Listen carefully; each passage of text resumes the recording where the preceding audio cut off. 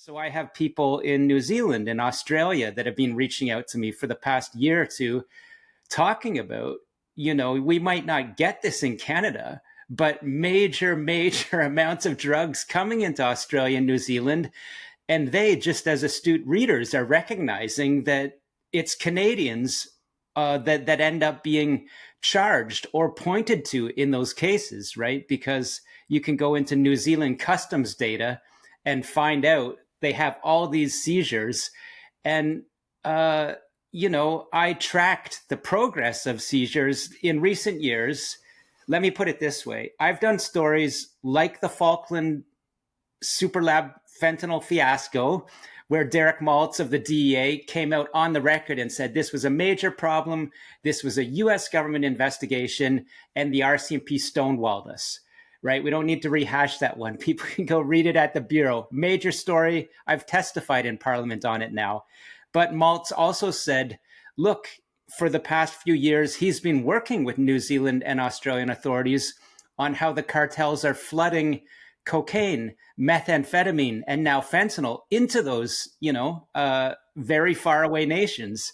And Derek Maltz said, I believe a lot of that's coming from Canada. So again, that's another piece adding up to, let's just say, supportive of what President Trump is accusing Canada of. So we have high-level officials saying Canada is doing this.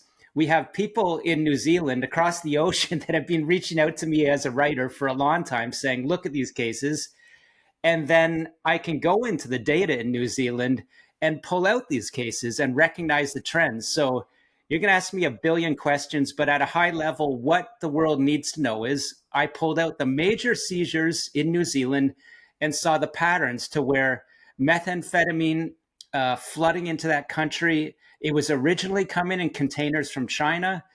Around 2015, New Zealand openly says they're going to start trying to work with Chinese and Hong Kong authorities to interdict that. And then the major cases, you can see and read that networks from Canada trying to expand worldwide are now sending those drugs in. So very clearly, as I say, I've been reporting on Chinese transnational crime, working with security arms called Sam Gore, a network of triad leaders set up in Canada. Their bosses are in China and Hong Kong, but they've reached a boss level in Canada. And the reasons are, multiple, but part of it is to use Canada as a staging point for these drugs. So to put the cherry on top, as a 20-year veteran journalist, I know a headline's got to be true and it's got to be catchy to get attention. So 700 kilograms of methamphetamine, largest seizure ever coming from Vancouver in maple syrup containers, right? That says it all. But why does it say it all? It's not just funny that, they've used an image of Canada and this is helping people understand, okay, Canada, we're not the Canada we thought we were. Now people are using the image of Canada and strategically, that's what I'm saying. And that goes into the Honey Bear beer story, canola oil jugs into Australia. There's a pattern here and it's speaking. So from a top view, Sam, why are these drugs flooding into New Zealand and Australia from Vancouver? Because you would assume that if you want to ship large amounts of methamphetamine, fentanyl, cocaine, China, Indonesia, Cambodia, Vietnam, these places are closer in proximity to that part of the world than we are.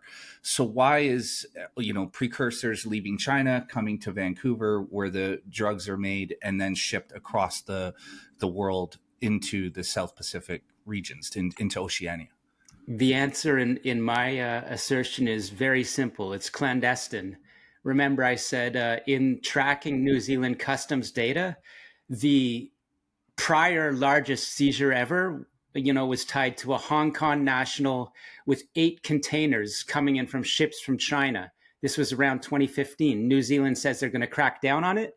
And so the Chinese threat actors, which I say are aligned with the Chinese Communist Party, and security officials start to use Canada as a staging ground. Remember, we're the we're in the G7. Just to broaden out my answer, we have supposedly great rule of law. We have these industries, brands, ports that don't have China on the box. They have Canada on the box. Yeah. So look, if I was going to do a military operation, the art of subterfuge, maybe you want to put it, the art of war, is this deception. So this is China using Canada in a nutshell to trick people. That's right. And so the answer here is that Canada is an ally nation of these countries, generally viewed as a place that, has a competent police force, competent border security, that anything leaving our docks and arriving on theirs is legit, has been checked, and has passed through the proper processes, right? Absolutely. And we can extend that to, how about Canadians flying from Vancouver with meth in their suitcase or disguised? They have a Canadian passport, which they are going to be able to pass the port more easily with that good international, let's just call it a brand. Are they going to be able to get in easier than someone from Afghanistan or Pakistan or Mexico? Well, I'm on the point, it used to be more difficult to access Canada. You had to have a visa if you were from Mexico. And who but our erstwhile former Katy Perry dating prime minister removed the requirement for Mexicans to enter Canada and use Canada. So it's all about passports, visas, port of origin. That's it. Yeah, and in the process, reputational decay, right? Because now Canada's entering the stage where if something arrives from our country, it's not just universally trusted anymore. Now, this is what I'm saying. Yeah, you're an elbows up Canadian with your, I'm going to buy maple syrup. I am only going to buy made in Canada maple syrup and canola oil. Okay, you're buying, it's meth. Well, look. I mean, for the elbows up crowd, let's think a little deeper here. The people that are really in the process of defeating our nation are using those brands, right? The Made in Canada brand. That's how I see it. It's brilliant on the part of international Chinese triads and Mexican cartels. This is, as you know, I've reported on the Mexican cartels and triads using First Nations lands to send out counterfeit goods, particularly cigarettes, front and center, counterfeit worldwide. And I say, well, do I know that Honey Bear house beer that, was used as kind of the next largest Canadian product to ship out liquid meth? Do I know it was made on a First Nations reserve, these counterfeit cans of beer? I don't know that specifically, but it would sure fit the bill of the prior patterns. Who is it that you believe that is making these large shipments of methamphetamine, cocaine, and fentanyl into New Zealand and Australia? Yeah, so this is the combination. It's exactly the same network involved in the Falkland Super Lab. So through my, let's just call it documented reporting, which started with, the history helps a little bit, understanding over 10 years ago how British Columbia real estate and casinos were taken over by Chinese organized crime. I dug into that. I wrote a book about it. I understood that the highest levels of Chinese organized crime had become deeply embedded financially and laterally with chemicals coming from China in British Columbia specifically. Now it's across Canada, but I assert that the people sending fentanyl out of Canada, all these other synthetic drugs are supplied by China. They are the only ones that can get industrial loads of chemicals from China, from state-controlled factories. And, they're the only ones that control, again, the money laundering infrastructure. So it is Chinese triads with connections to security arms of China working together with Mexican cartels. And it's not just I want to step back and go, this is very multinational, very multicultural, very domestic street gang involved in Canada, but at the highest level, again, China, Mexico, cartels, and triads. And as you know, I report and talk a lot about it, getting deeper into state activities. But very simply, I call this network that's flooding New Zealand the cartels working with senior Chinese triad networks. And so, just to draw the map for the viewers and listeners, you have chemical precursors shipped from China into Canada, super labs in Canada, some on First Nations territory, others way off in the middle of nowhere, places like Falkland, BC, where the drugs are actually made. Now, Vancouver and Toronto being command central for these groups, some of the top members of these organizations located in these areas directing the operations in Canada. Now, this works in Canada because we have no law enforcement, we have no legal system that's capable of, even if these people get caught, capable of prosecuting them. So they're basically given free rein to do whatever they want in Canada, do it on sovereign Indian land or way off in the middle of nowhere. They cook the methamphetamine, make the fentanyl, and then distribute it to the rest of the world from here. Now, this area, the region we're focused on right now is Oceania. So it goes on boats and maple syrup jugs, canola oil jugs, fake Canadian beer cans, and arrives there where it's offloaded and distributed, right? Shipments of fish is something I haven't really touched on yet, but if we want to talk about using Canadian agriculture, that's another story, as I've indicated before. But yeah, these foreign networks using Canada. And again, it's our vast amount of land that is used. In one of these summation stories where I bring together my reporting from this summer on New Zealand, meth, fentanyl, I have, sources that couldn't be named. They are the ones that have partly contributed to my testimony in Parliament recently on this, and they said you could see how I'm not trying to pick on marijuana or BC bud, but British Columbia being a global exporter of BC bud, and everyone that's lived in British Columbia knows, the culture is in itself not an evil drug, very accepted, in Vancouver, there was nothing illegal about it for 20, 30 or more years. Yeah. But foreign organized crime coming in and, the cartels, the triads, starting to take over that homegrown BC bud,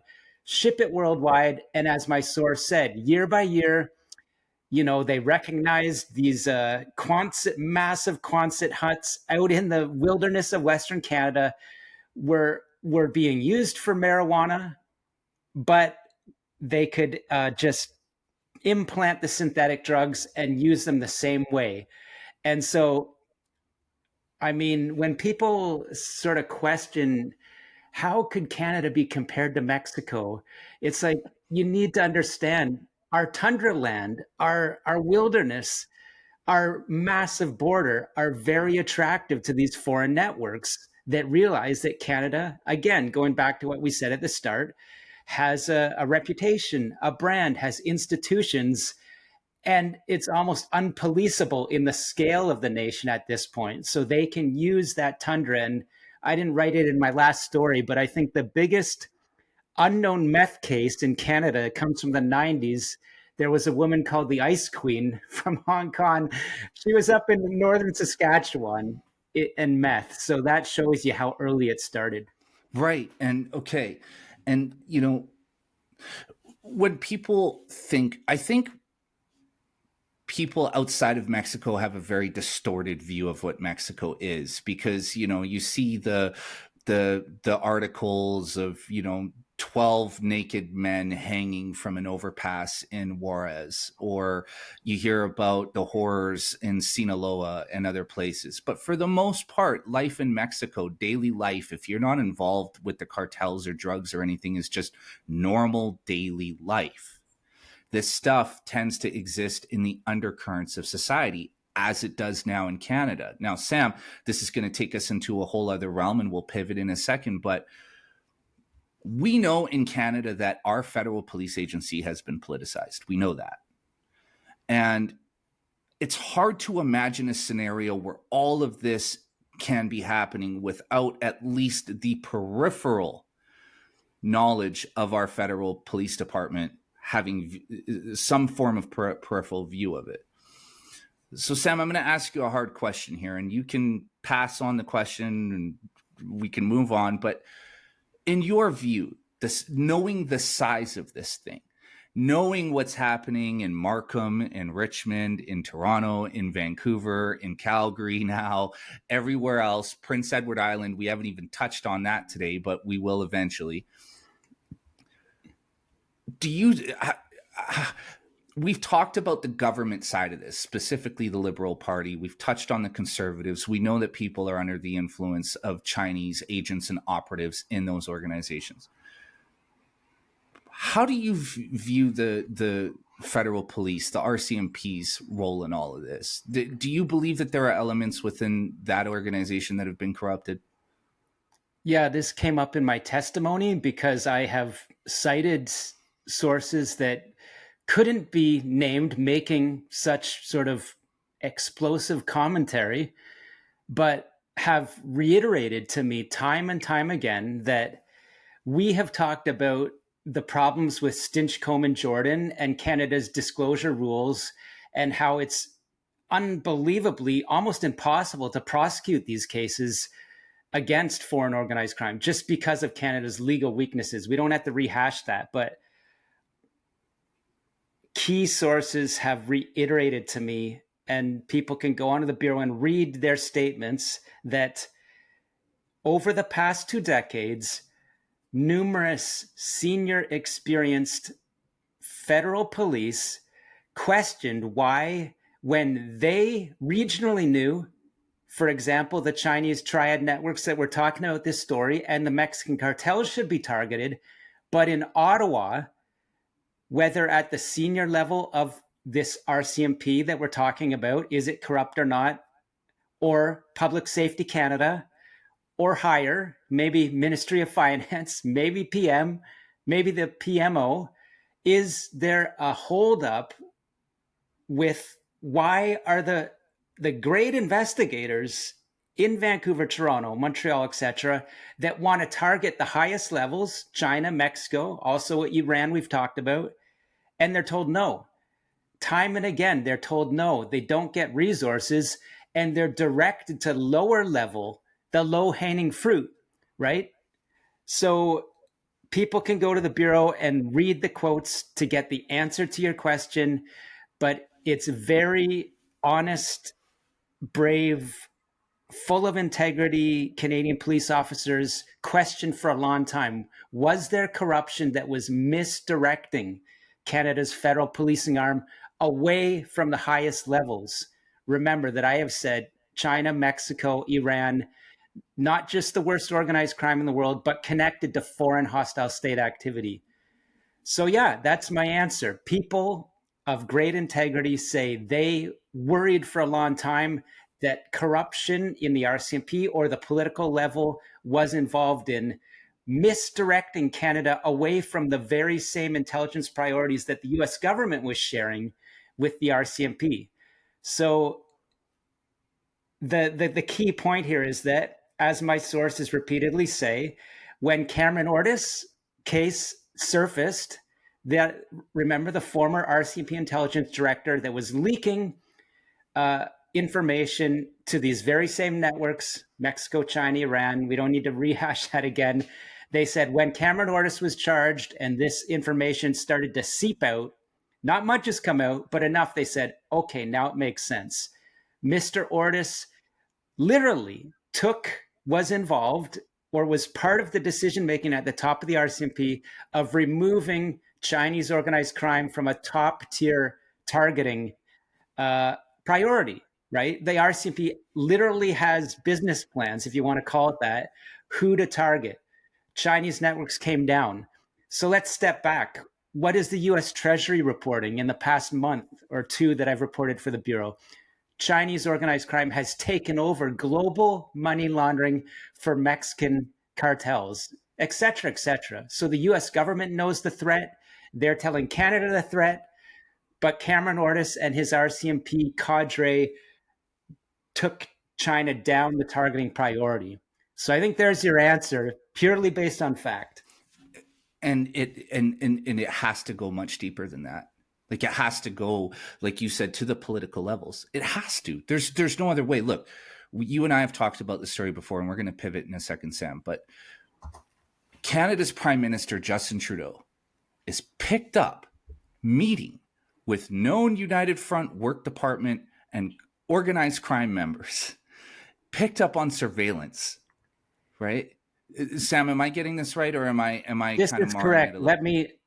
Let me reiterate again carefully for certain reasons. Justin Trudeau is picked up in a surveillance operation, and one of the people there is at the senior level of Western Hemisphere fentanyl money laundering suspicions, is at the senior level of fentanyl, the exact networks we're talking about, not just the meth network, but high level drug trafficking, which means, and again, we can go to my quotes from my story, to rely on the evidence here. Justin Trudeau, this worried people in the RCMP, and it was discussed openly that he was at some meeting for no one knows to this day what reason. But I'm saying, I'll just point to one person who was in the meeting with Trudeau, is at the highest, was targeted in Canada's highest level ever, I believe, drug trafficking and money laundering investigation, which, by the way, called ePirate, fell apart in court again for, well, at least we know on the surface for the legal weakness reasons. Does it go deeper? I don't know. But yeah, I mean, I've rambled a bit, but you can't, I'm sorry. I think the SNC Lavaland story with Trudeau is a bit dated, but I don't think it's dated. Why do we not know why he was meeting with senior Chinese alleged fentanyl traffickers, right? What kind of country doesn't get an answer to that question? Well, that's exactly what I'm saying here. This guy, the leader of our country, is picked up on surveillance, attending a meeting with a known, or at least, let's say, suspected fentanyl trafficker, and it just disappears. Gone. Paul King Jin, people can read everything I've written about him. They can read what the Globe and Mail and other have written about him. But this person, and I don't want to build him up bigger than what's actually according to the evidence and sources behind him, which would be Chinese intelligence, global money laundering architecture, and everything we've talked about today, from marijuana to up to fentanyl, the whole gamut. But yeah, I'm just like, every time I think about this, my mind kind of explodes a bit because we don't have answers. But I want to put it this way, like, in the absence of an answer from Justin Trudeau, who I don't believe has ever faced a live question from a reporter with a microphone saying, "Sir, why were you there? Can you tell us?" I'm just going to step back and say, okay, in the absence of any answer, I think it's most likely that these individuals, of interest to the US government and parts of the Canadian government as global money launderers and fentanyl network, meth, marijuana, everything, CCP police station, we can put all of that on those suspects that Mr. Trudeau met with for unknown reasons. If I have to say what's the most plausible reason for the meeting, I would say it's because global elite criminals with Chinese intelligence connections are tasked to meet with Canadian politicians and lobby on behalf of China for things such as, let's say, they want to get a bank approved in Toronto, or they want, as you have raised, maybe they think it would be good if marijuana became a legal entity in Canada, or they wanted to see barriers around Chinese investment into real estate go down. I'm saying it's much more likely they were lobbying Mr. Trudeau on that type of thing. I'm saying evidence will show people in that meeting were major donors to Trudeau. So these are the types of things I don't think that they were doing a drug deal with Trudeau, and I'm being a little facetious. I want to take away the most nefarious implications and point to the academic understanding and the source information I have. They were there as donors and lobbying for China because they're asked to do that by the Chinese Communist Party. But just that alone is damning, because Yeah, what you're talking about is a cash for access scenario. exactly. You have people that are donors to the Liberal Party and or the Trudeau Foundation who have requested an audience with the leader of a G7 country, who goes and sits down and talks for who knows what amount of time, who knows what about, with a man who has been implicated in the largest fentanyl trafficking ring, not just in this country, but perhaps globally. Part of, I would say, very firmly that the people in that room, the evidence on record in the BC Cullen Commission says we're part of the elite network that was laundering hundreds of millions on a yearly basis into BC government casinos. And I'm saying what wasn't really reported was that was an elite drug trafficking investigation. It's money laundering is what my reporting and the Cullen Commission and the e-pirate investigation, on the surface was about. But it started it into these drug networks that I'm saying are shipping meth to New Zealand back to the start. So, I mean, yeah, to your point, there's no good reason to be there. And I would add, again, I need to be careful for various reasons, but another person in the room was among a group that sat at a head table with Justin Trudeau at a donor meeting around that time period. So let's say around, 2016-ish, and over 100,000 flow into Justin Trudeau's Papineau individual MP candidacy within days, right? Right. So, right. I mean, I could write another book, but it's just there's some facts there to chew on. What I'm trying to get to here is just the level of this, and the fact that the moment Sam Cooper or any other journalist reported on this, it should have been a national scandal. He should have been required to answer to this and have some form of accountability, right? But the problem is, and this lends to the greater issue, is that in Canada, this stuff is just casually ignored and swept under the rug. Meanwhile, a guy like Sam has to, sorry, Miss Cooper, go through fucking lawsuit after lawsuit, has to endure years of lawfare simply for reporting the truth, simply for bringing this to people's attention. And that's the problem. That's why thousands and thousands and thousands of kilograms of meth and fentanyl and cocaine are able to leave our country and enter the United States, Australia, New Zealand, and everywhere else, because we are casually ignoring this problem.